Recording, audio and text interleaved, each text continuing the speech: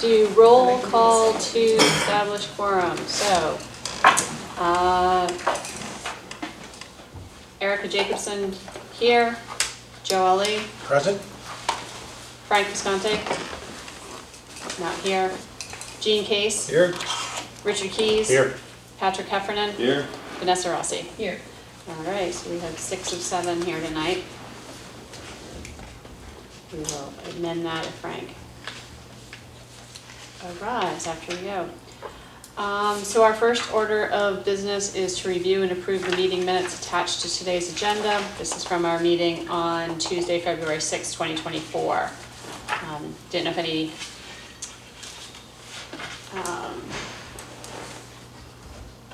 if there are any amendments or edits suggested to this. No. Okay. I'd entertain a motion to accept the meeting minutes, approve them. I'll make a motion to approve the meeting minutes. Excellent. Any discussion? No? Okay, do you have to list, should we list the names of the people who are present as we go forward? Get through the top. Oh, I'm looking at the wrong one then. There Thank you you. Can I buy you glasses? I don't have another pen. Yes, yes. we Okay, were- I got it. Yep, everyone was present for the last meeting, Yeah. so I thought so. you're all set. I think I was too. Yes. Yep, Yes. Beth? You said not in Not in attendance. Tracy was. We will make that edit. Yeah. You must have been quiet. I will edit Actually- that.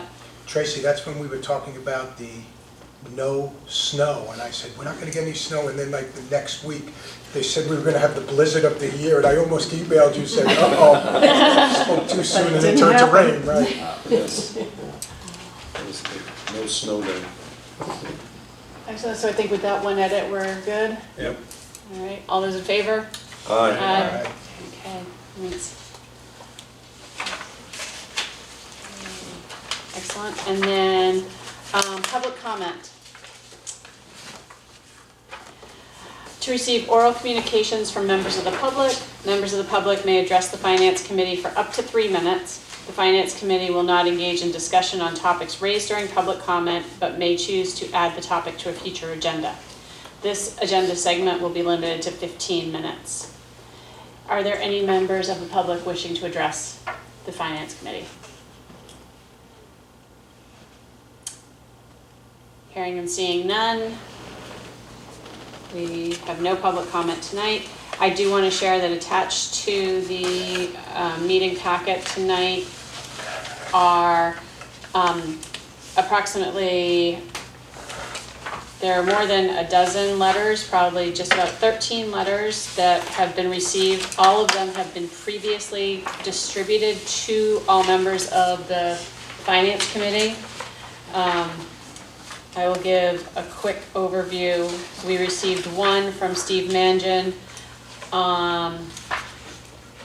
from earlier in February 20th, asking the Select Board and FinCom to discuss an agenda item, placing a tax on restaurant meals, asking that this is something that's been done in other communities. So this was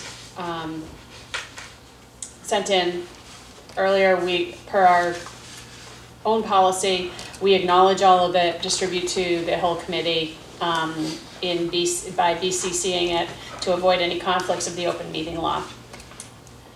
We then received the rest of the communications from Amy Crouch, Michael Crouch, Leslie Curran, Nicole Baker, Brett Alger, Scott Weil,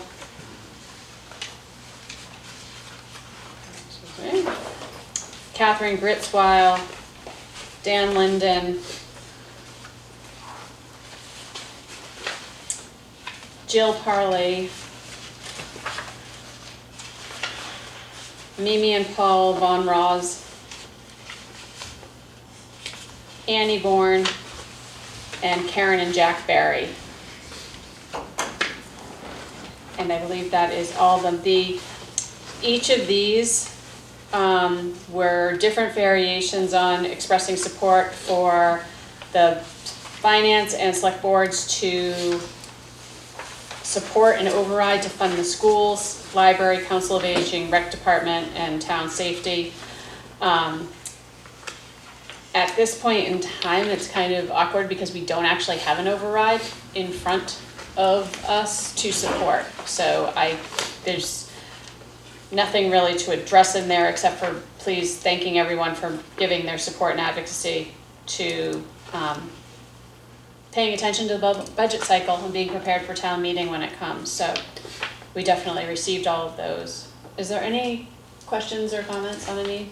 Yeah, I'm just curious, like how, I mean, being very new, how frequent does that happen? Or is this common? Is this a larger, okay? This is probably the highest volume of emails we've received. In 40 years. Since the last time we talked about an override. Since about the last time we talked about an override, yes. Yeah, interestingly enough, even when we,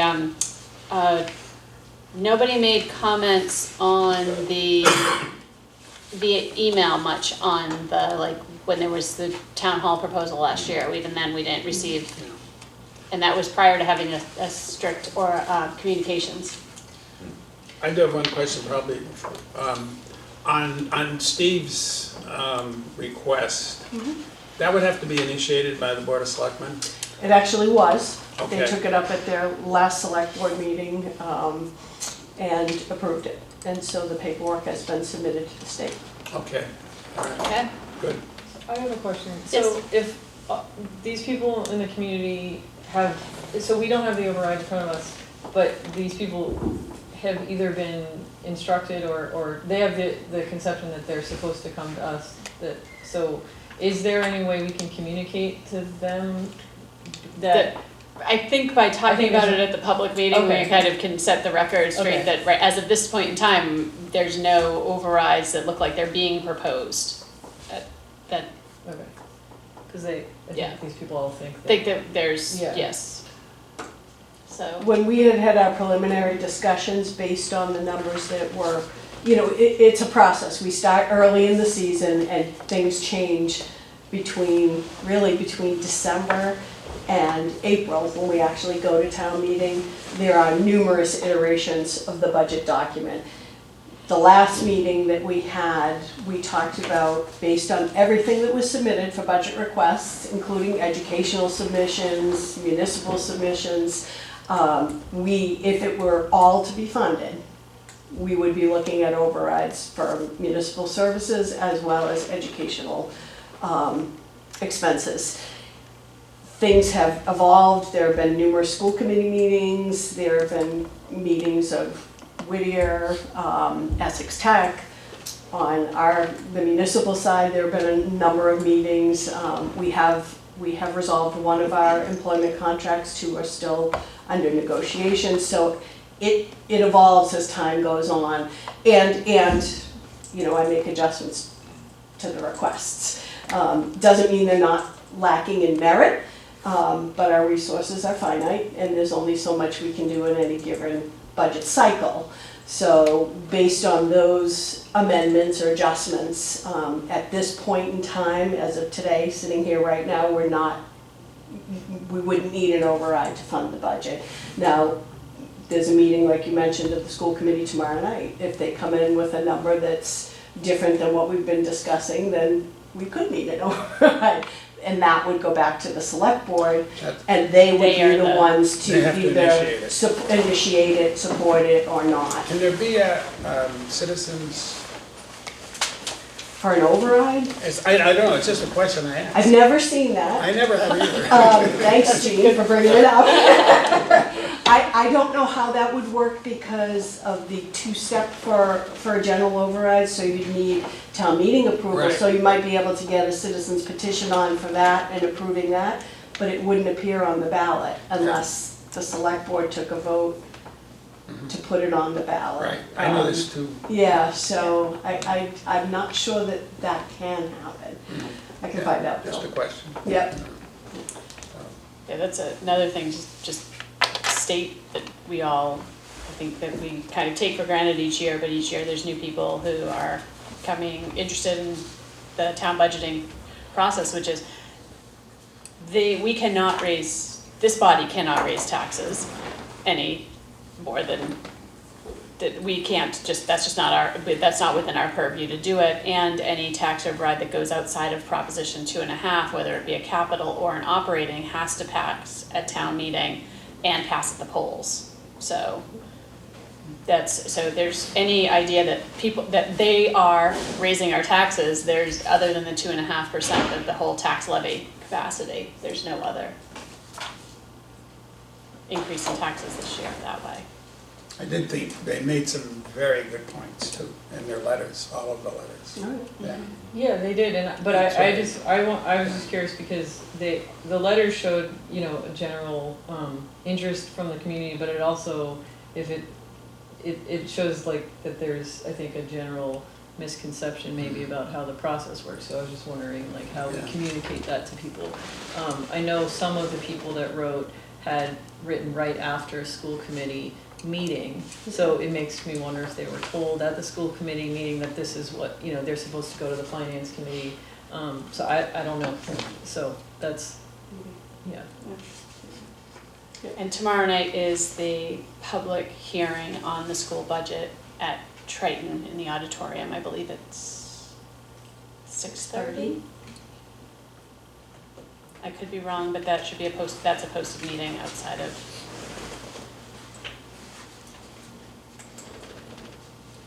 So, before we talk about budget, I would like to acknowledge that we have the planning board representatives here and to talk to us and have a presentation about the MBA communities bylaws that will be presented. So I turn it over to you, Martha. Thank you very much. For those of you who don't know me, I'm Martha Taylor, the Town's Planning Director, and this is Kristen Grubbs, our Assistant Planner. And we have been working with the Planning Board on 2 amendments for this coming town meeting. We're in the middle of the public hearing process for both of these. That's required under state law. So the board opened the public hearing on February 21st, held a special meeting on February 28th, and we'll be taking both of these matters up again tomorrow night at their meeting. And like the budget, especially the MBTA communities has been going through a number of iterations and refinements, so that's actually being renoticed because it's substantively different in some areas from what was proposed previously. Okay. So if you guys are okay with it, we have a PowerPoint presentation on this, and then we'd also like to just run through the wireless communications bylaw with you. And is it all right if I sit over there and go through the slides? Absolutely. Okay. Yes. Thank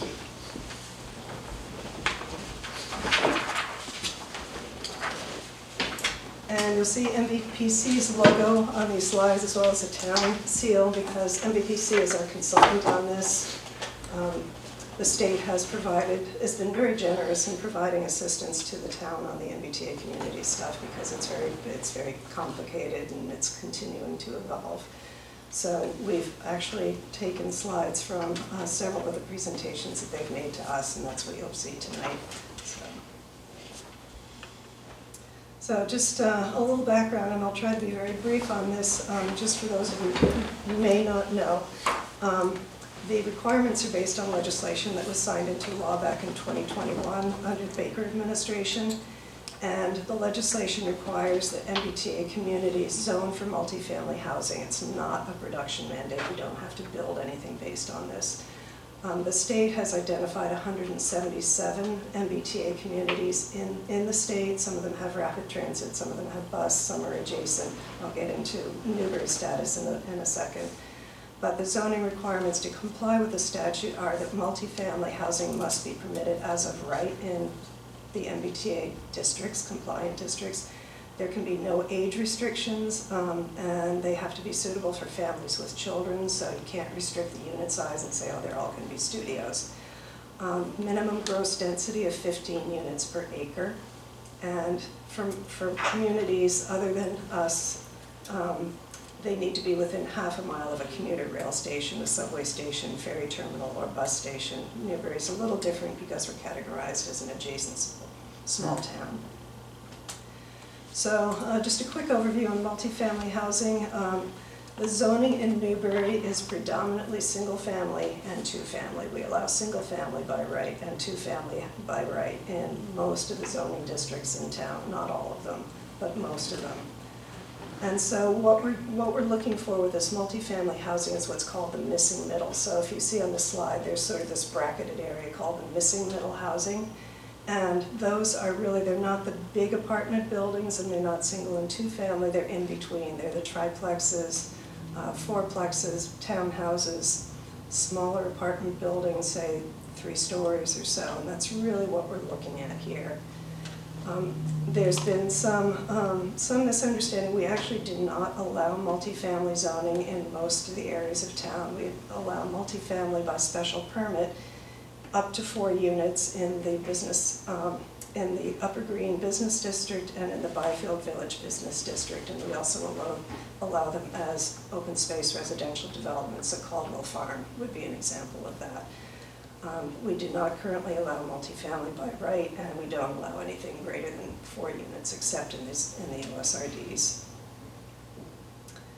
So this is just a map of the Newbury and the neighboring towns in the Merrimack Valley planning area, and you can see the dark blue ones, we actually don't have any rapid transit. The green ones are commuter rail, light green is adjacent community, and we are considered an adjacent small town. And what an adjacent small town is, it's an MBTA community that has less than 100 acres of developable station area. So for us, the state has determined that we have 69 acres of developable station area near the Newburyport train station. And we have a population density of less than 7,000 based on the 2020 census. So for us, we still have to allow for a minimum average of 15 units per acre for our compliant districts, and that can be averaged across all the districts. The zoning district must have a capacity for multifamily units equal to 5% of the community's entire housing stock, which for us is 3,072 units. And for Newbury, that equals a minimum of 154 units. And for adjacent small towns, these districts can be located anywhere in town. So you'll see we've got some in the north near the train station and some in the south, but they do, encourage to have reasonable access to transit or a transit station or other transportation. Timeline for implementation, as I said, this was passed back in 2021. We've had multiple steps. There was a comment period. We had to submit comments and an information form about the town back in May of 2022. By December 31st, we had to submit an action plan for the town, and we received approval of that action plan by July of 2023, so last summer. And for us, we don't actually need to be in compliance until December 31st of 2025. But we decided that it would be prudent to take it before town meeting this year. If it passes, that's wonderful. If it doesn't, then there's some opportunities to refine what we're doing. So the proposed districts, factors that we looked at in considering the districts were, locating at least some of them somewhat proximate to the Newburyport commuter rail, walkability and pedestrian access to the commuter rail and other amenities like the elementary school. This is an opportunity to improve the gateways into town, particularly coming from the north, going south from Newburyport into town. Access to certain town amenities and public services, some potential for some real, future development in these or redevelopment that could be beneficial, and equally important to all the requirements is addressing Newbury's housing needs. I won't go into the whole demographic conversation, but we're in the process right now of updating the town's housing production plan, and it shows, a real lack of housing, particularly for our our senior population, for young families, they can't afford to come into town. The price of housing is pretty astronomical at this point. I think in October, the median listing price was about 1.1 million, and the median sales price was about $900,000. So the purpose of the bylaw is really to address this sort of real need for a housing choice and housing diversity in town. So with that in mind, we identified, we're considering doing this as an overlay district, so like the Plum Island Overlay District, that sits on top of our base zoning. It doesn't change any of the base zoning, but it provides a different, some additional opportunities and provisions on top of that. So we've looked at 2 districts in the north and 2 districts in the south. So you can see here the Newbury North and Newbury South. And in the north, the subdistricts A is centered right around the intersection of Hanover Middle and Route 1. So it's the JRM parcel where Newbury Animal Hospital is right now, and a couple of other parcels in that area. And then B is the parcel, actually 3 parcels immediately adjacent to the west of the elementary school. So I'm looking at these parcels, the area is clustered around on Route 1. That's a 22-acre district. And as you can see here, we looked at various positives here: access to the Clipper City Rail Trail, close to the Newburyport commuter rail station, along Route 1 for efficient access and transportation options. There's some smaller parcels there that allow for what we're calling gentle density, which is kind of lower density, and a couple of parcels here which really could be great opportunities for redevelopment. You know, I'm thinking about the former Holistic Health. We've had people interested in converting that to multifamily housing, and there hasn't been that opportunity. The parcels next to the elementary school, it's close to a neighborhood of smaller homes. It's an area that could be great for families with the access immediately, you know, adjacent to the elementary school. It's not far from the commuter rail station and Route 1. And again, smaller parcels might allow for less density, and we're actually looking at that, so we'll get into that in a second. And again, near other neighborhoods with family housing. The 2 south districts, one of them is this parcel right here where we're located, and the other is at 34 Central Street, which is about 10 acres that's where the farm is, but a good spot for redevelopment. And some of the considerations are similar. There's not access to the train station, but Byfield Center is very close to that. It's got the library and the post office, Byfield Arts Center, various other amenities. It's easy on off to 95, and there is water in this part of town, unlike the northern section. And the considerations for the other parcel, the subdistrict B, are pretty much the same. The proximity to amenities and town services, and access to 95 and Byfield water connection. So in the bylaw does several things. It lays out, first of all, it identifies the districts that we're looking at, and then it lays out the dimensional requirements for each of these districts. So the sub-districts North A and South A are what we're considering our higher density districts.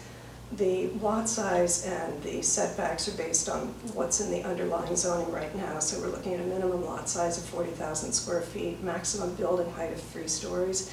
So some people, when they hear about multifamily, they think it's going to be like the buildings up near the train station in Newburyport in their 40-R district. And we're capping it at 3 stories in the higher density districts.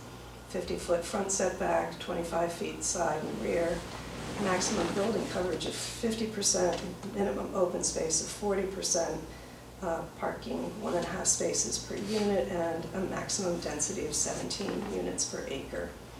The reason it's set at 17 instead of 15, which is the minimum allowable, is because there's a compliance tool that the state has provided each of the communities, and in our case to our regional planning agency, Merrimack Valley Planning, to plug in all of the factors that we have here, and it takes into account the developable portions of the site and various other things, and comes up with a density based on our parameters. Because of some quirks of the tool, it actually, if we plug in a maximum of 17, it actually comes out in 15, and I can't explain why that's happening, but that's kind of the way it is.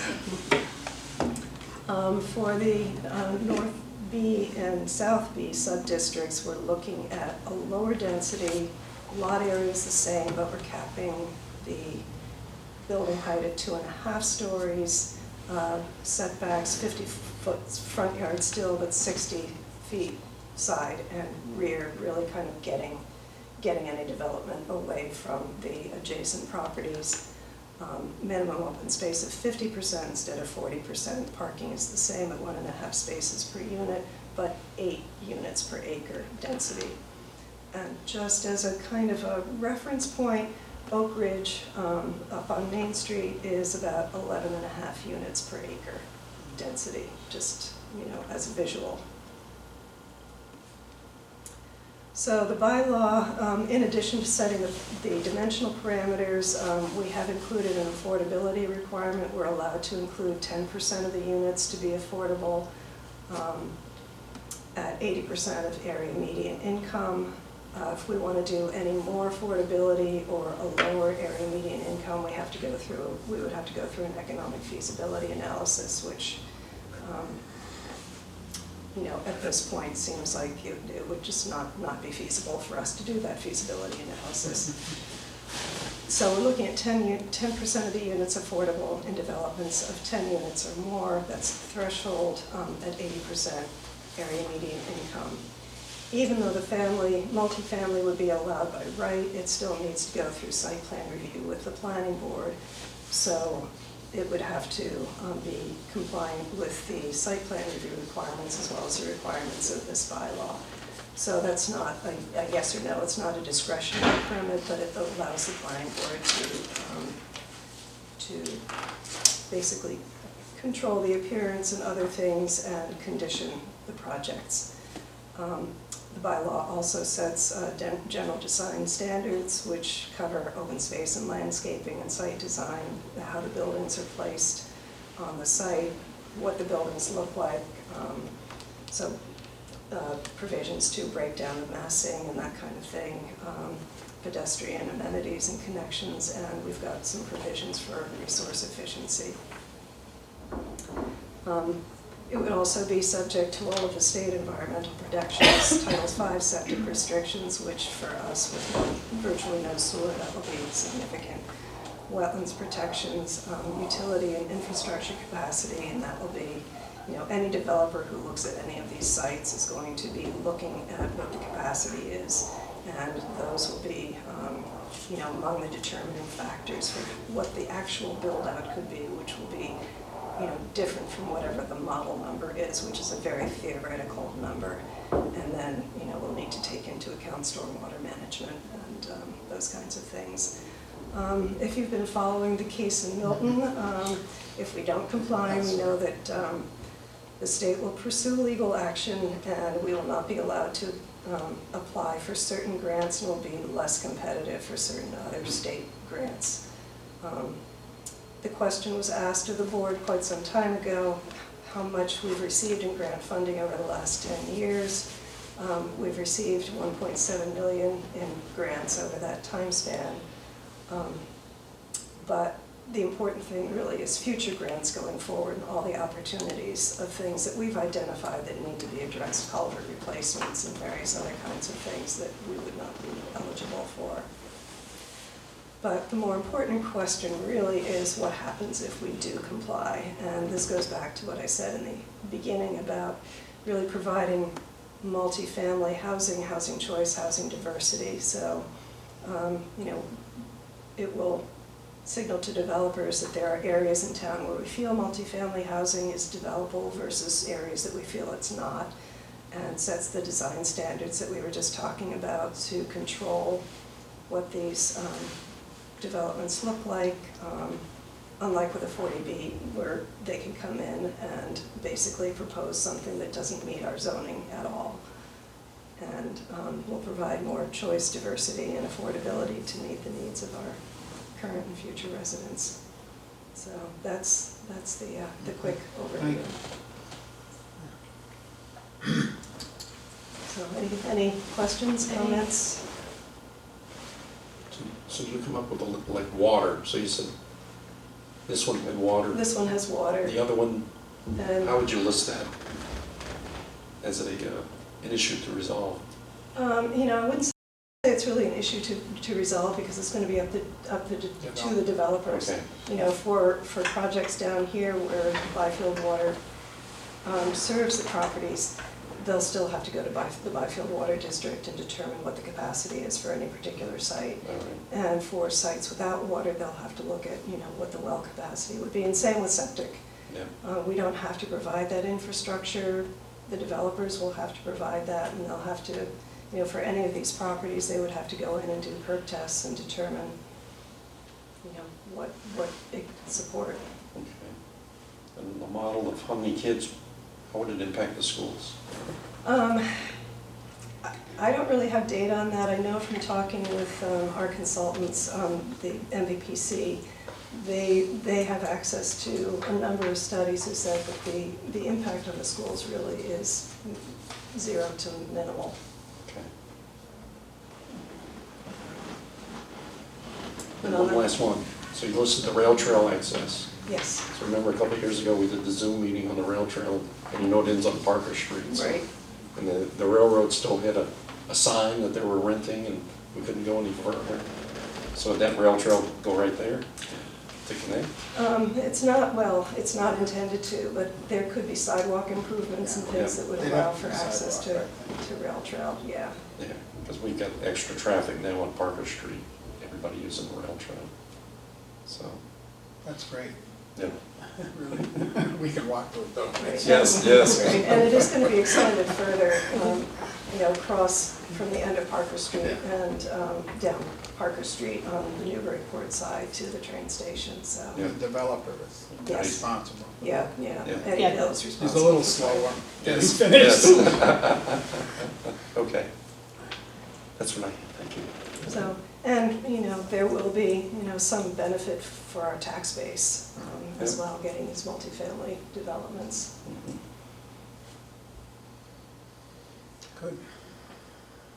Curious, one of them was capped at 3 floors, one was 2.5, how does 2.5? Yeah, so that goes back to our lower and higher density. Yeah, So the A North and A South, so here and the Middle Hanover Route 1 are the higher density ones and capped at 3 stories.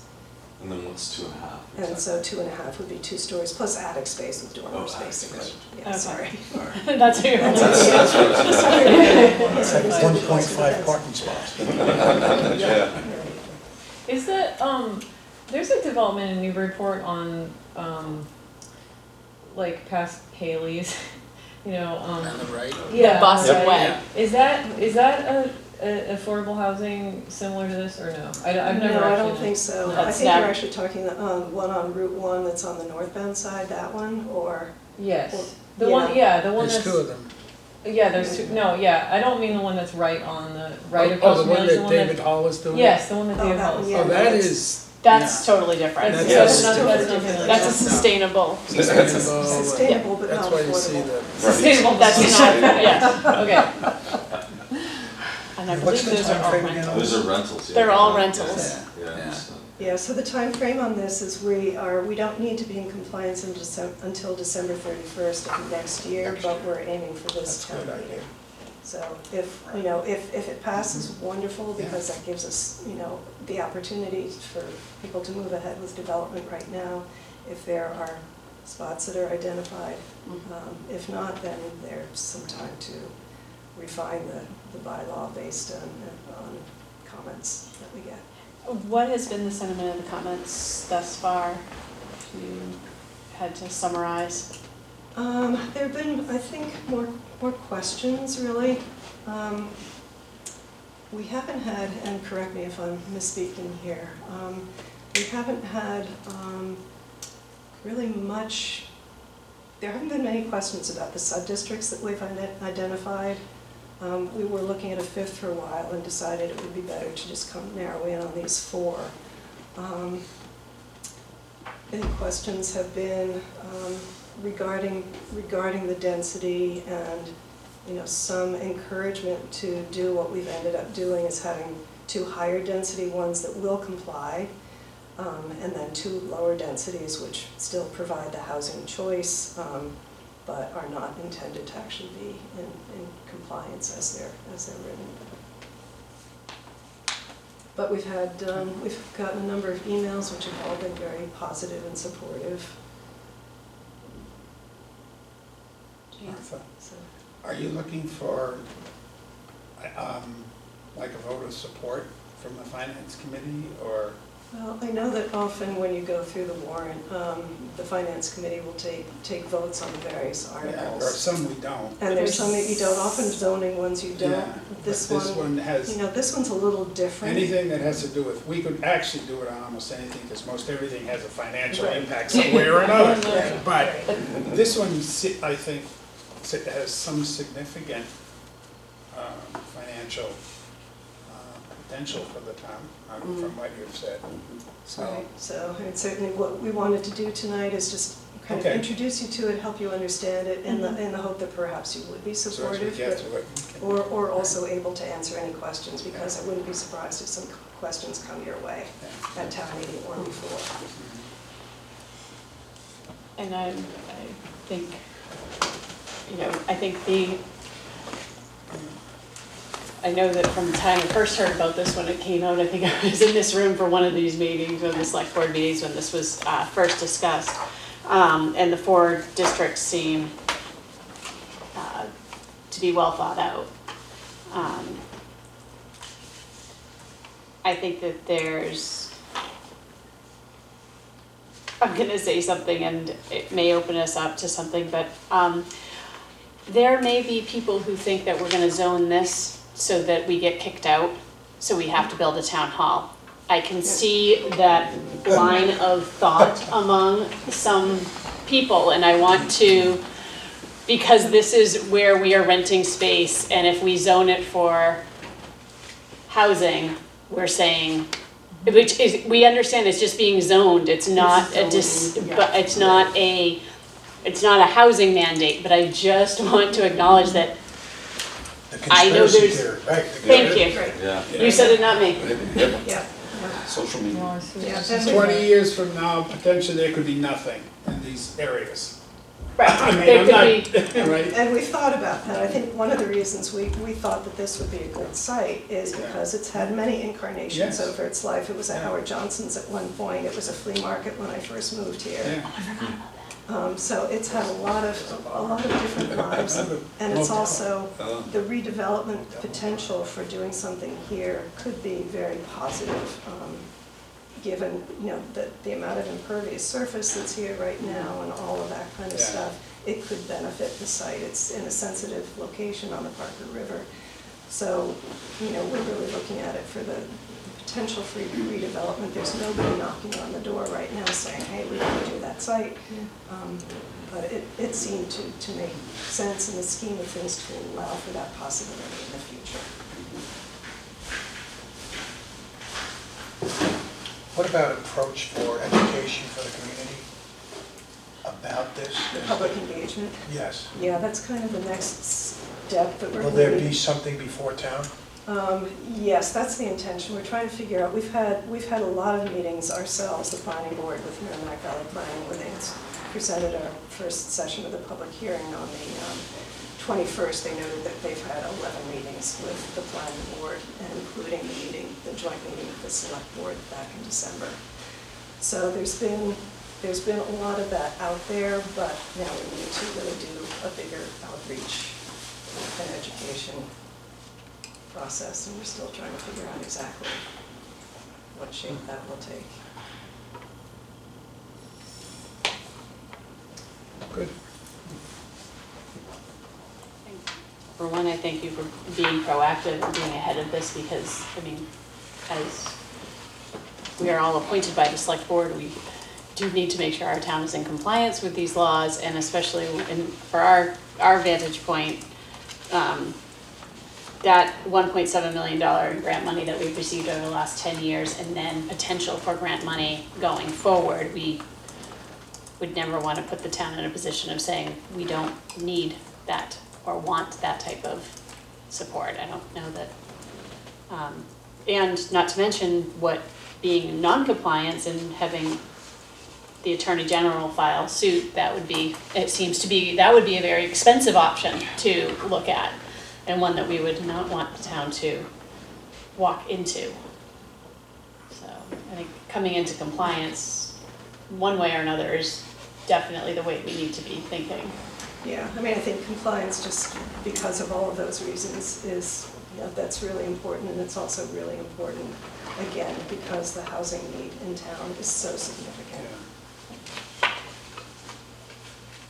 So this is a real opportunity to start that. It's something we've been talking about for quite some time anyway, like trying to establish multifamily by special permit, and that's something that could be a future step down the road, but this is certainly a good start. And so developments that are less than 10 have no affordability mandate, no set aside. So if it's a 4-unit Right, would not structure, require. there's nothing in Right, that needs to be. And we had a lot of discussion with that, about that with Ian and Kayla, the two people at MVPC that we've been working at with. There's often a kind of a break-even point for developers, and so if you say, well, you have to, if you come in with a 4-unit project and one of those units, so 1 out of 4 has to be affordable, it becomes economically infeasible sometimes, and they might just walk away from it completely. And it's different from a 40B, which requires 25% affordability, but there's a whole process that they go through, and it's very different from this.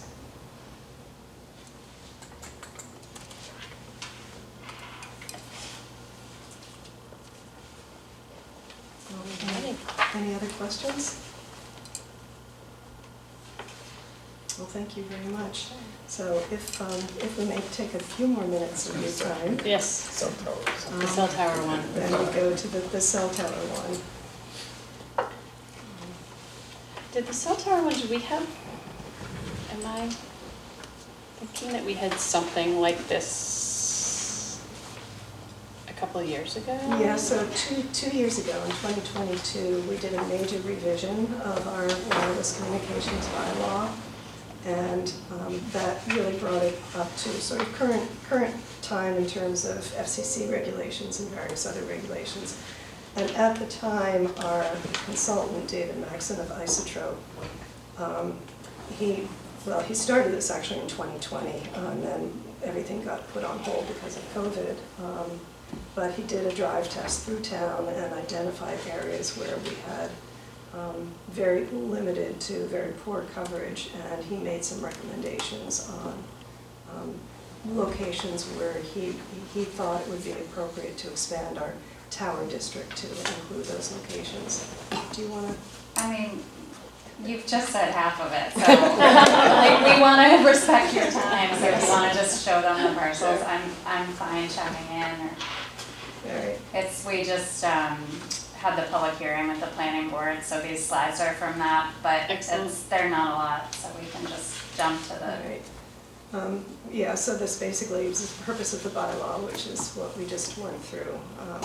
And a big part of this really is public safety and the fact that cell phones are, the usage is growing kind of exponentially through town, with people working from home and relying more and more on their wireless and getting rid of their landlines and all of that. So this is really to provide good service through town for everybody's benefit and public safety as well. I know that Chief Fisher has commented on some areas where there are some issues. And currently, right now, our wireless tower district is coterminous with our business and light industrial district on Route 1, so that's the pink shaded area here. It goes from the Newburyport municipal boundary down to Boston Road.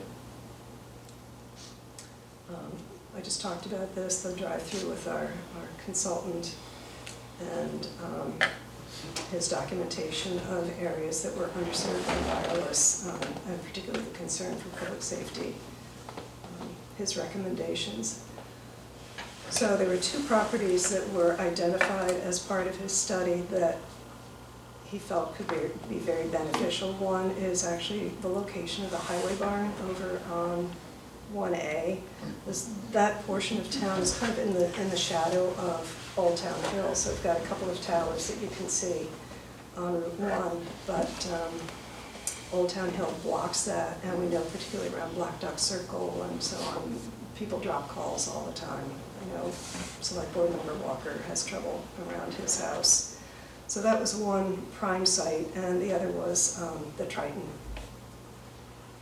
parcels. So the DBW barn is right at the corner of High Road and Old Pine Island, and then the two parcels at Triton. So the top one is where the campus is, and the lower one is where the septic field is currently, and the rest of it is undeveloped. So we're looking to expand the Tower District to add those 3 parcels. And again, one of the questions that has come up is what the process is. So it's a special permit by the planning board. There are a lot of requirements and specifications that would have to be met in order to do this. I will read these. Protect the general public for any hazards associated with wireless communications facilities, minimize visual impacts, protect the scenic, historic, natural, and human-made resources, property values, provide personal wireless services in a manner consistent with federal law, and enable the town to enjoy the benefits of an effective wireless communications infrastructure. So this would expand that existing infrastructure and try to address the areas of poor coverage. And there could be, some lease benefits to the town, some income, or to the school district. These require public hearings.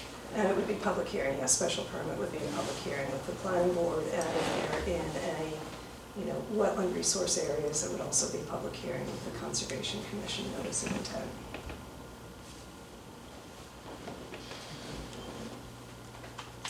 Any questions?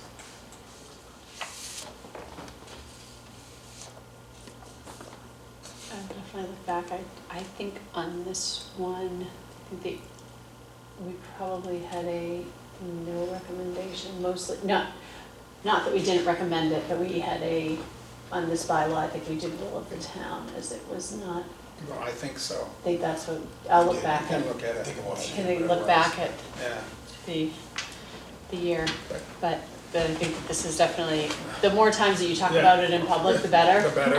I think just to help get people familiar with the things that that are gonna be before us at town meeting, so. Yeah, definitely. There was an attempt to put one there some years ago, up in that area. Yeah, there was one at Iron Moon Farm, that was where, yes. A colleague of ours was Oh, not in yes. favor of that. That was a very long time ago. Wow, Larry, good old. Made his case. Good time. All right, well, thank you all very much. thank you very much, Martha. Thank you, Kristen. Good. Maybe both of- Put in lots of time on both of these, so really appreciate it. Making time to come for yet another night meeting, so thank you. Thank you for having us, really appreciate it a lot. And I'm just gonna close this because it seems not to be working, so. That'll end it. Once again. All else fails, right?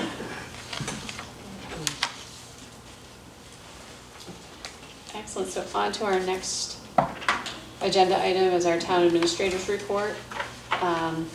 Anything for FY '24 that we should be aware of? Just, I know it's not one of our big nights to go through by line item, but Right. how are we right. looking for this year? For 2024, as of right now, there's nothing seriously wrong with our operating budget. I do anticipate that as we get closer to the end of the fiscal year, we may have some issues with things like the increases we've had in fuel costs and things like that. There may be some minor adjustments that would Okay. require year-end transfers, things like that. But I haven't had any serious issues identified as of now. Excellent. Good to know. And so with, my only question is with some of the open positions, Mhm. is that those budget items, are we supplementing right now with part-time help, or is there anything that's happening that's, because I know that there's a handful of positions that have been open for a while. They're all filled. They're all With the filled. exception of one right now. Okay. There's also a police officer position open, but in the town offices, they're all filled except for the assistant treasurer collector, which has just been posted.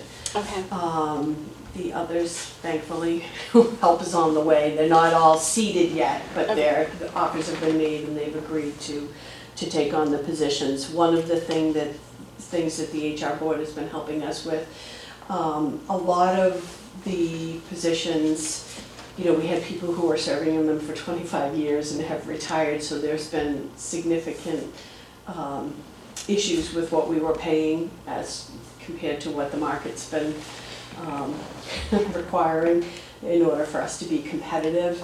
So they're working on looking at all of our positions to kind of take a global look at it rather than each time someone retires.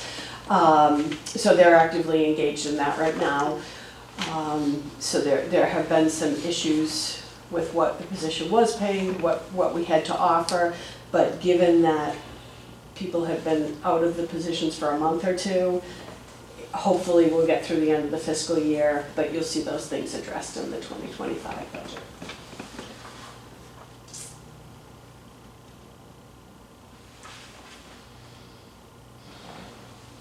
any other questions for Tracy about 2024?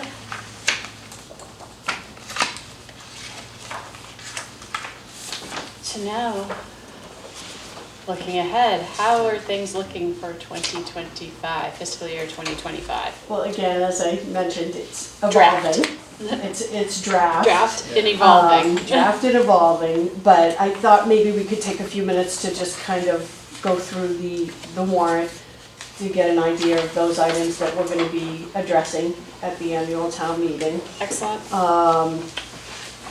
Really, most of it starts with the appropriations, so Article 5. The detailed for those numbers is the second set of handouts that you have.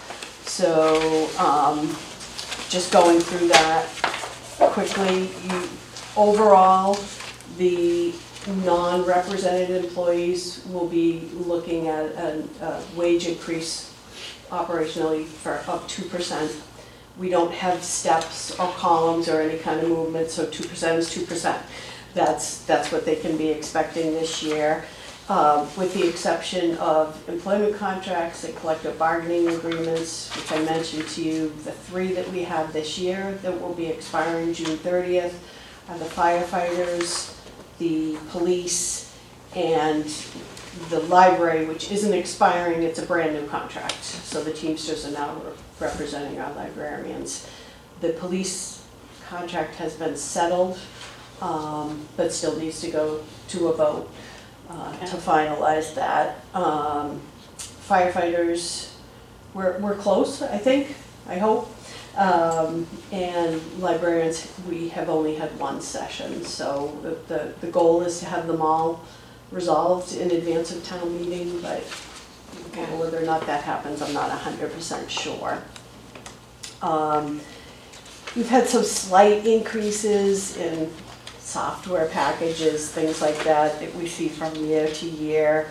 There's been some reorganizations and position changes, but the position counts have not changed.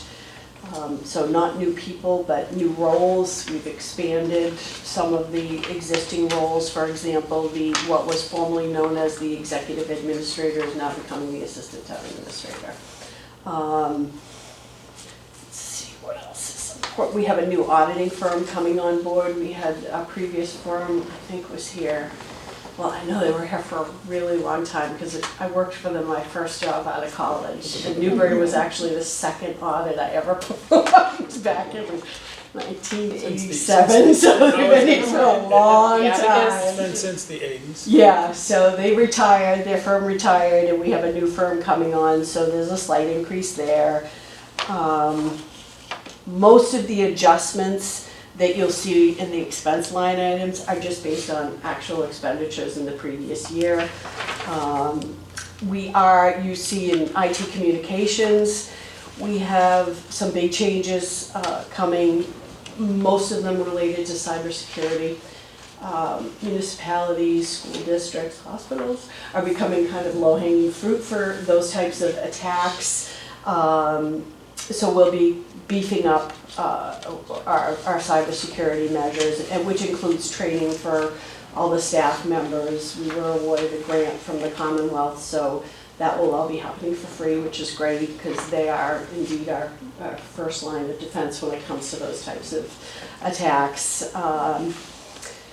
And our insurance companies, curiously enough, as we go through our reviews on an annual basis, they're requiring multi-factor authentication as, annually beginning this year.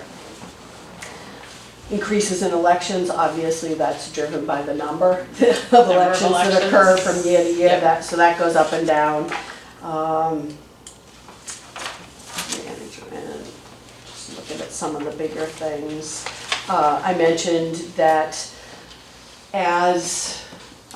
although no determination has been made by the select board in terms of what's going to happen for our municipal operations location, whether it be permanent or temporary, we are likely to be staying here, more permanently. It's becoming more of a long-term solution for us. We came here expecting to be here for 3 years. So we have some kind of awkward spaces, things like people working in the computer facilities room, that everyone's been really patient about, lack of meeting spaces, things like that. But when it went from 3 to 5 years, it was okay. Everyone said, okay, well, we'll just do it. But now that we're in our 8th year now, and we're looking at signing another lease agreement, we're working with RJ Kelly to consider expanding a little bit, getting some extra space. So there's some increases there, along with their the lease, which calls for a 3% increase on the municipal space as well as the Council on Aging space. And understand too that the Council on Aging, the senior center space, it was paid for through ARPA funds. Those will be expiring as of December 31st, 2026. So half of that fiscal year will need to be picking up in our operating budget. And then in 2027, we'll have to pick up the entire expense. Okay. So those are just things to keep in the back of your mind because those are some pretty big hits for us, for what we see from year to year. Let's see. We'll be we deferred purchase of a fire truck last year just because we didn't have the ability to work it into our operating budget. We are going to, you'll see that under the fire section, so that would be a lease purchase. So you can see there's about a $90,000 increase there. Fire department, capital lease expense. Yep. Okay. That, and as we're kind of deliberating on things, capital planning has begun their meetings and they've met with the department heads and seen the presentations and they've taken their votes, so they'll be putting together a report.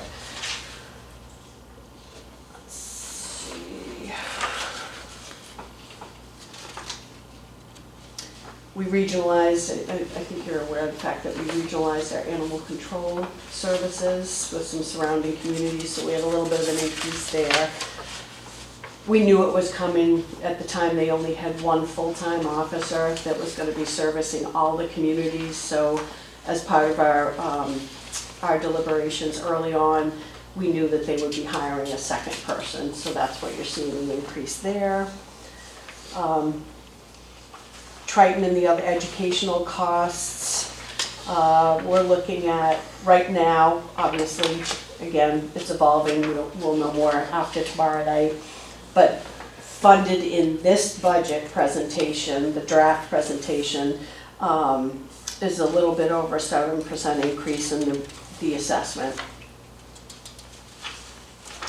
And then both Whittier and Essex Tech, we don't even have preliminary information from them yet, so we're waiting. I've had conversations with their business managers, and these are estimates, but we don't have any documentation yet. And those come through as just a percentage, based on number of students that we have attending? How do those numbers come to us? And capital, they And also capital, have so a yeah, capital that- assessment as well. So, I know we have, I believe we have 16 Yep. students currently at Whittier. Okay. And they expect the enrollment to kind of stay flat. And I believe Essex North is 3 students right now. Okay. Yep. And right now, we haven't seen anything come in for their capital assessment on the basis of the Whittier vote for FY '24. No, We think and- it'll probably be next year that we Next year. start to see those Yeah, we numbers. did have a meeting with them where all the communities were invited, and we don't expect to see it this year. Okay, We do, just an FYI, there is a meeting tomorrow. They've established, Newburyport established a Whittier task force, I think they're calling it, to really take a quick look at the agreement and to understand what the communities would like to see amended. in the regional Now- agreement. Right, that being said, it's gonna be, the mechanism for amendment makes it very hard for us to move something like that forward without getting 100% of the communities to support the changes. So my guess is that once we've had an opportunity to kind of highlight those changes that we'd like to see made, we need to get in contact with our legislative delegation for each of the communities and work it that way, because otherwise I'm not sure that we can ever Say- get any changes through. 11 communities all have to vote in favor of All the changes. all the changes. Yeah. Yes. So that is moving forward. Well, I think what has to happen is demonstrate why it's the good of the whole for certain communities to be willing to participate in moving it forward. For sure. Otherwise, there's nothing. Right. So, I mean, I think that's the major point that has to be made, Yep. really. And I think everybody wants that school, you know, Oh, absolutely. no question about it, but Absolutely. it's how to make it happen. Yeah, I think the agreement's 69. 69, 67, Well, okay. yeah, So but it's, they you know, opened it. I know when I was involved with the Pentucket system, we would evaluate it and review it annually Yeah, with an eye towards keeping it current, and I know DCC has looked at Triton's quite frequently, so, you know, it's time to take a good hard look at it. So we'll be moving that forward. Let's see, landfill monitoring, I think Deb was here talking to you about that at your last meeting, so there's some adjustments in that line item. You'll see it going up a little bit. Debt service, I just wanted to kind of bring to your attention, it's going down. But what's happening here and what's happened over the last probably 12 years or so is we've been paying off a number of debt exclusions. So when the expense goes away, the revenue to pay that goes away as well. And what's happening in some instances, the non-excluded debt, as we're retiring it, it's going to pay for other department functions. So maybe the DPW picks up some, maybe education picks up some, maybe general government picks up some. But we're losing, we're not going to have the ability to issue any debt within the confines of Proposition 2.5. So that we're going to be forced into a position where anything that has to be done, a $650,000 library roof, will have to be a debt exclusion. Things like that. So again, just something, food for thought as we move into 2026, 27, 28. We've tried to address all of the big ticket items, and you'll see also as we go through the warrant in greater detail, there's a lot of big issues capital projects that we'll be addressing this year, but we're gonna be doing two things, spending down most of our reserves, and losing our ability to issue debt. So, you may, in all likelihood, start getting a lot more of those letters as we propose debt exclusions and general overrides in the future. So, that's about it. So you can certainly take your time looking at that, and if you have any questions, feel free to reach out. So this total budget that's right now in the draft Mhm. warrant, what is that as a percent increase over last year? About 5%. About 5%? Mhm. Okay. So overall within the confines of Prop 2.5, but Yeah. our operating budget will be increasing about 5%. What's the new growth? 220,000. Really? That was not very high. Not a lot of building. No, that's based on, he reviews historical data, but he also looks at permits, Yeah. what's percentage of completion now and what permits have been pulled to try and get an idea of what it's gonna look like. But without any subdivision growth on the horizon, there's really not, Well, Too yeah, much interest there. rates are coming yeah, yeah. No place to find it. Yep, so our municipal operations are going up about 3%, and our educational budgets are going up about 7% overall.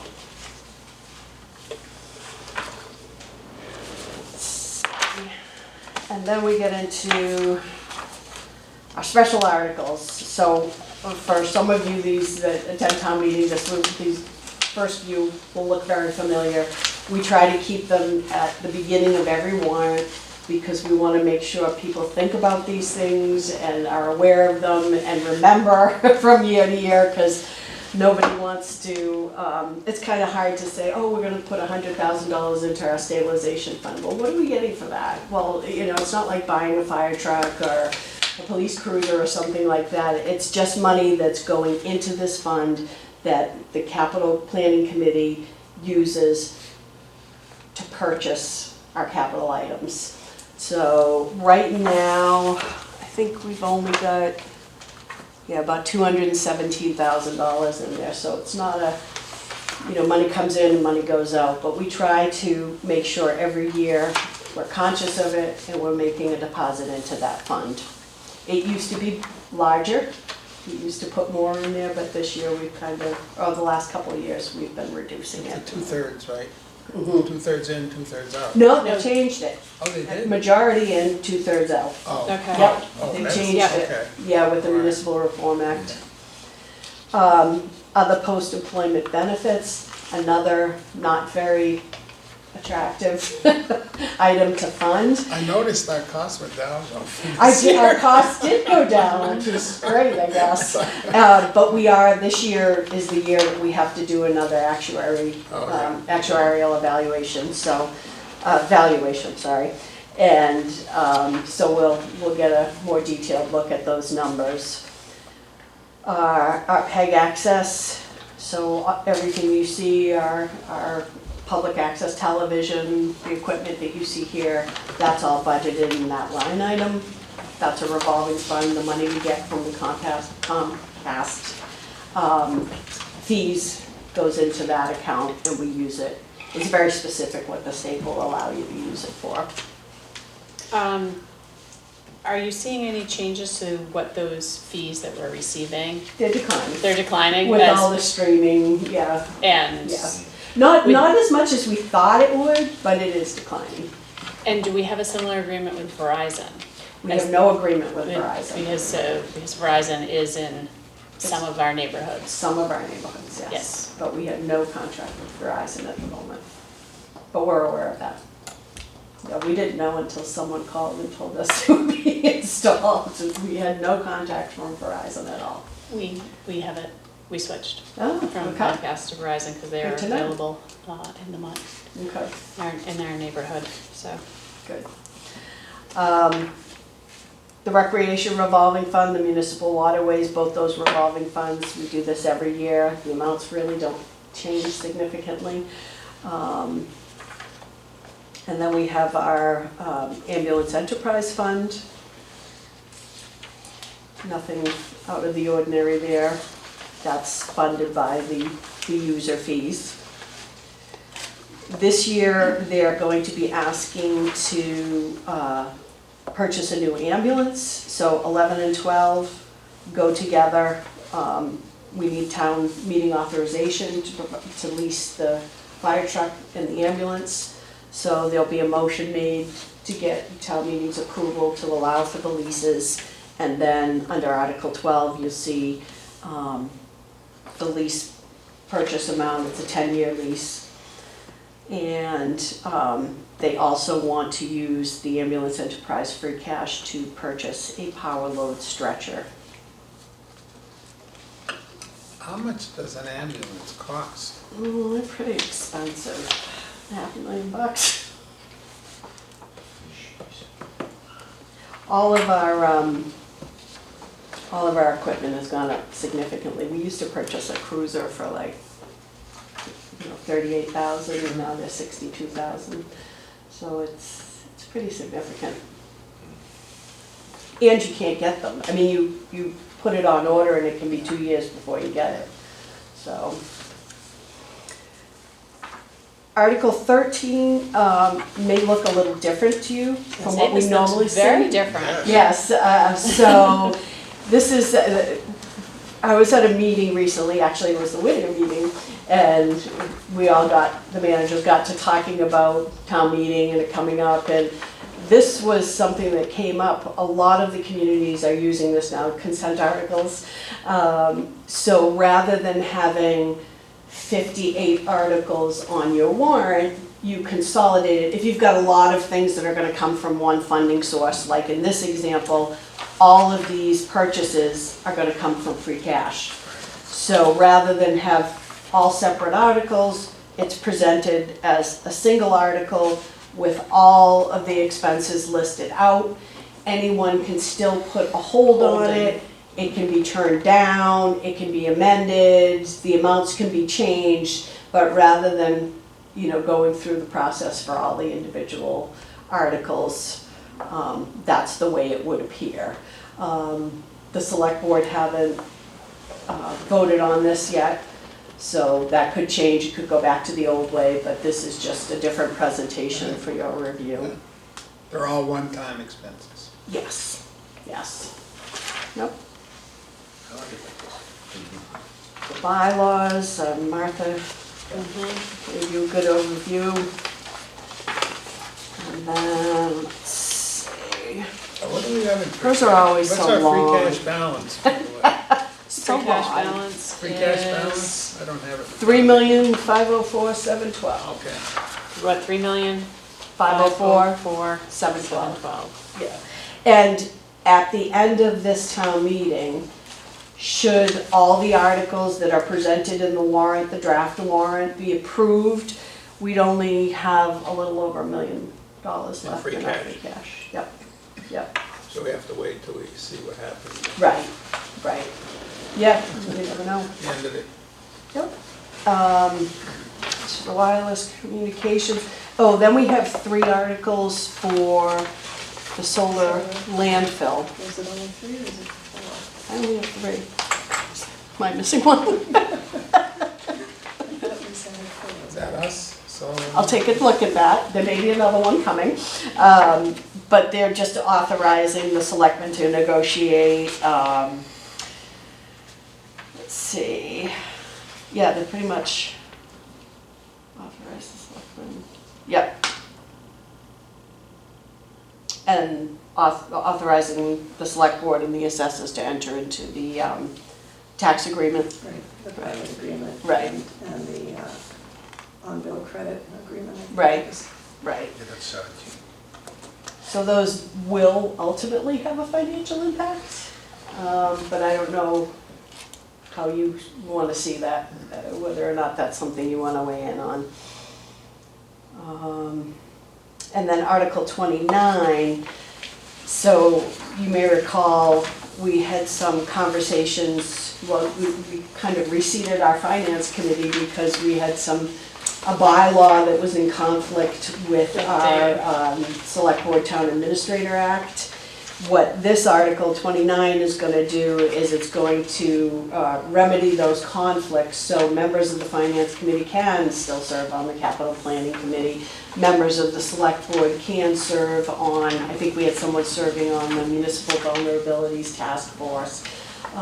It's extremely common for members of FinComs and select boards to sit on other boards and committees within the community, but this conflict that we have right now does not allow for that, so this would correct that. 30, we have a Newbury Improvement Trust that I Yes. don't think any of us. Ninth is Article 20. 19. Oh, Yeah. you know what, don't pay any attention to that, sorry about that. I was just gonna The ask, articles what's are, the Newbury yep, Improvement I was looking for Trust? 29. yep, sorry, yeah, mine I'm are not sure we off. should let the select. Yours are correct, mine do what are they off. want with it. But, so it was a trust that was established many, many years ago. And I think most of the funding that was deposited into the trust was Mrs. Cunningham. When she passed, the family members requested that donations be made to this Newbury Improvement Okay. Trust on behalf of the family. And it was with the intention that they wanted to build a senior center. Yeah. So, I'll be honest with you, I didn't even know anything about Yeah. it. So, this is, Ron just came to us and asked what we were doing with the funds, where they were, what happened, so we did a lot of research. We couldn't find a whole bunch of detail about the money that was deposited in. We found some of it, and one of them was a big donation from that family. And the other was a small donation from a resident, a Plum Island resident. But it could be used for, anyone could donate it to it, and it could be used for any kind of improvement across the town. And it was established at a time when the Board of Selectmen didn't really have the authority to accept donations of, like this. So we had town council review it, and we met with the trustees, and talked about what should we do with this money. It's been sitting here for so many years. And they decided that what they would do is get town meetings approval of dissolving the trust and that their intention was to recommend that those funds be used for the intentional, the intended purpose, so that they would be held in trust by the town for a time when we got around to building a senior center. So but we need, because town meeting established this trust, they have to be the ones to dissolve it. The committee members, the trustees, the 3 members of the trust agreed that that was what they would move forward, so that's on there. About how much money is in this trust? A little over $4,000, Okay, yeah, all right, yeah. all right. It's Thought not you were gonna gonna build throw us. some Okay, big there we number go, out like there. that's $720K. $4,000. No. They were gonna donate the land at the time for seniors. There was an offer of the family to donate the land, yep, yep. There's also been discussions about Yeah. PEG access funding. Getting it. So going back about 12 years ago, we didn't have our meetings televised, we didn't have our local channels, we didn't have any of that. And we had a resident who really kind of got this off the ground and running. And the hope was at the time that we would have a group of individuals led by him to kind of establish a 501c3, and we would follow the Salisbury model for our public access television. Well, he moved out of town. Nobody really, I think the select board for many years has been kind of trying to generate some interest, but there hasn't been any. So it's being run by the town currently.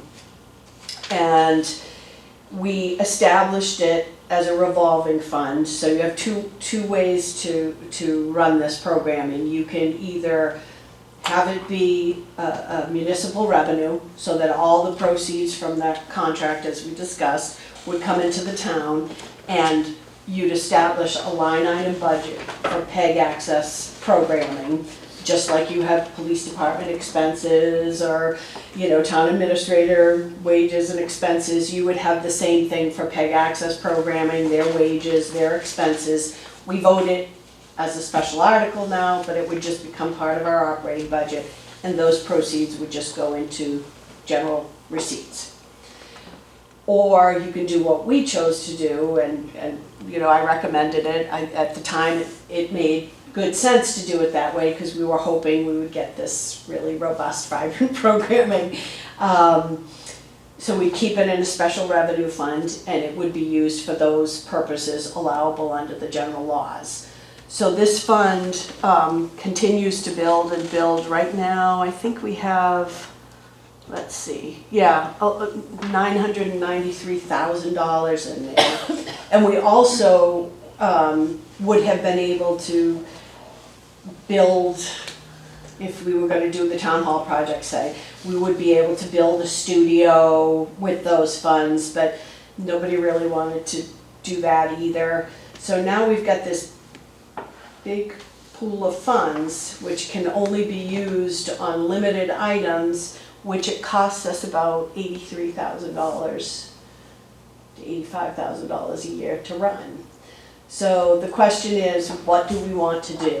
Do we want to keep trying to get this 501c3, which no one has really expressed much interest in, or do we want to just make it a general municipal revenue?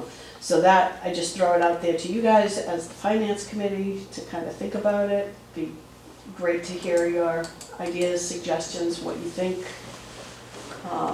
as we move forward. And then Article 32 is, now that we have this regional 22. animal control, I'm sorry, 22. Now that we have this regional animal control, she would like to make the bylaw consistent among all the communities. So that's Okay. what you see there, and that has been reviewed by council. Just know that anytime we have dog things on this. It's not a leash law. Can I be clear? It's not a leash law. Thank you. Yeah, no.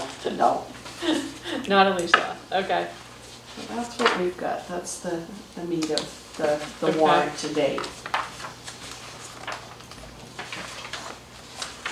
Is on the PEG, to go back to that PEG thing for a minute, I mean, that will be all fully spelled out, and I mean, how is that? So what we'll Yeah. do is once the select board takes their votes Yeah. on what's going to be included on the warrant, then we kind of take over and we put together a finance committee appropriations booklet, and you'd have the article, and then you'd have a rationale for what it's actually doing that would have the details, so anyone can pick it up and understand what the article is all about.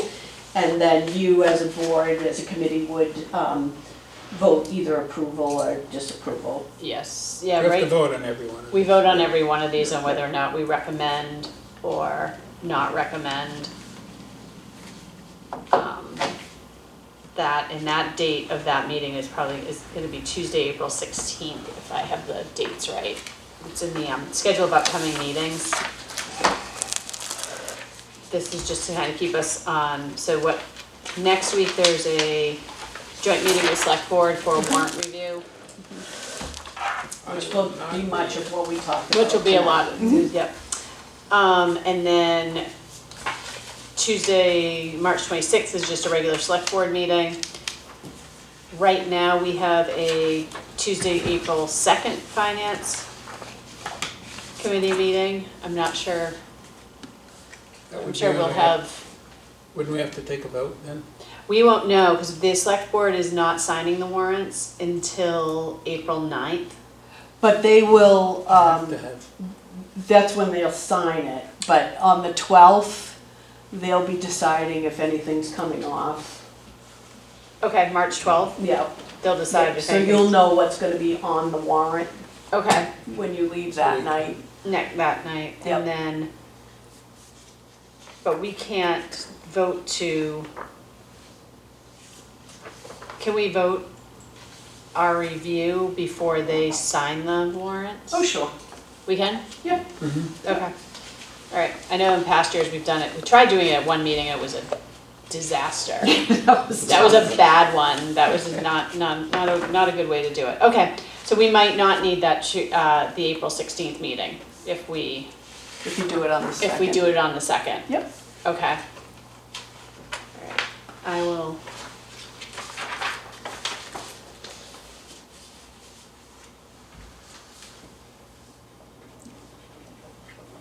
Okay. Now, going back to the PEG one. Mhm. That $993,000. Mhm.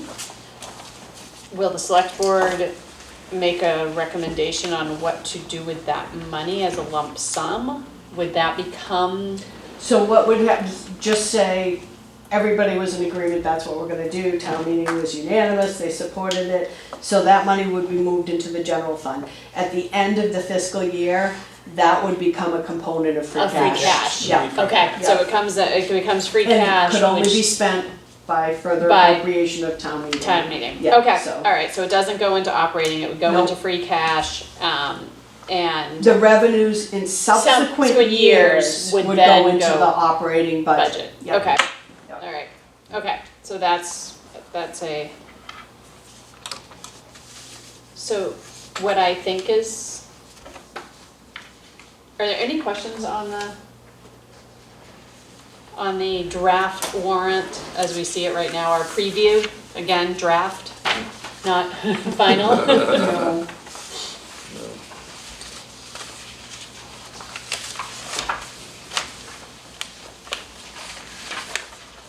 And I'm sure we'll talk a bit more about the items, especially as we meet with the select board next week. The items that are in Article 13, those amounts and needs for those. I'm assuming everything has been gone through capital planning. Capital planning, And capital yep. planning has done that, okay. Yep. Um, And those, Turn you out know, those here. amounts too, just for the benefit of the people that are new here, those amounts are estimates, so those are determined by, like the elementary school HVAC replacement. We hired an engineering firm to come in and give us a number. So they thought we could phase it in 2 years, $1 million a year, $2 million project. So that's what we would go to town meeting seeking. But there's still a process that we have to follow. We have to go out to bid, and then, see what we get for bids. If there's any additional money, it gets closed out at the end of the year. We can't arbitrarily spend it for anything else. It can only be spent for that project. Hopefully, we try to estimate in a manner that we're not gonna have to go back to a subsequent town meeting to get additional funds, because that's never fun. We try to do our homework on this side, so, whether it's the DPW director or the police chief or the fire chief, they're getting quote data, and that's all presented to the capital planning committee as they do their evaluations. And this year, what is the unpaid bill? $499, it was for an advertisement for an open job posting in 2023 that didn't make it, didn't get paid All by right. June 30th, so. tell them if you snooze, you lose. I know, there's always one. There's always one, this one's Yep. not about a tree. Yep, right, Every year it was a tree warden one. yep. For a number of years. Okay, so, and I see nothing in here about there's no big building projects, no one is putting forth a town hall plan, there is no council on aging building plan, so No anybody. override? No override, so No. none of the things that people might be thinking are here. This is what we know, and next week we will talk about it with the select board as well. Yep. So, No, Any- no closing of the Byfield Fire Station, didn't happen. There's a lot of things going around that, just to clarify. There's no conspiracy theories. oh, so there are plenty, plenty of them. There's- These- You can't confirm them. Tracy, the increase in Sure. the fire, the salaries for the firemen, Um, is that in anticipation of That's, the? we don't know, there's a draft. We're currently in Okay. They're in negotiations. negotiations. Yeah, yeah. Would that be in anticipation if there were to be one? You mentioned that there was a renegotiation of that contract. Yeah, yeah, That would be then a considered increase. absolutely, absolutely. Depending on what that Police, would be. fire, libraries, yeah, Right. All of Yeah. those. yeah, yeah. They're all currently under negotiations, so we're hoping to come to terms soon. It's been this has been the longest we've ever negotiated before on our contracts. Who is still doing the Essex County retirement? What's his name still there? Chuck Costro? Chuck, Yes, Yeah. yep, he's the director. okay. I serve on the board there as the first member now.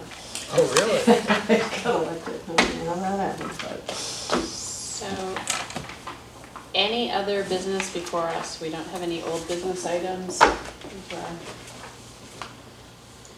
or new business items. We've covered a lot tonight. So right now, our schedule of upcoming meetings is next Tuesday night. I will make sure to post this tomorrow Tomorrow. so that it's set up. What we will do is that we will follow our meeting. We will probably open our meeting when it gets to the point of discussion around budget and warrant articles. Would open our meeting, which will allow us to talk directly back and forth with the select board, engage in conversation. Our meeting minutes that night do not need to be done because they will be covered by the select board meeting minutes. That's good, because I'll be in California, so I won't. Great, that works out lovely. I will be here. Yes, so, we will do that. We are not expected to be here for the meeting on the 26th. On April 2nd, we will most likely do a review of the warrant articles, and that will be where, from that meeting, or prior to that, will we be working on the appropriations booklet, kind of the rationales? Will you be? I'll put you'll be- together the rationales for you, but I Perfect. won't have the votes until. Yeah, and then we'll, Yes, okay, Yep. that's great. We do not need to be there on the 9th, and we likely will not need to be there on these, we will unlike, it is not likely that we will need a meeting on April 16th. We may decide to have one if there's any discussion about what we want to put together for our presentation at town meeting, which is on April 30th.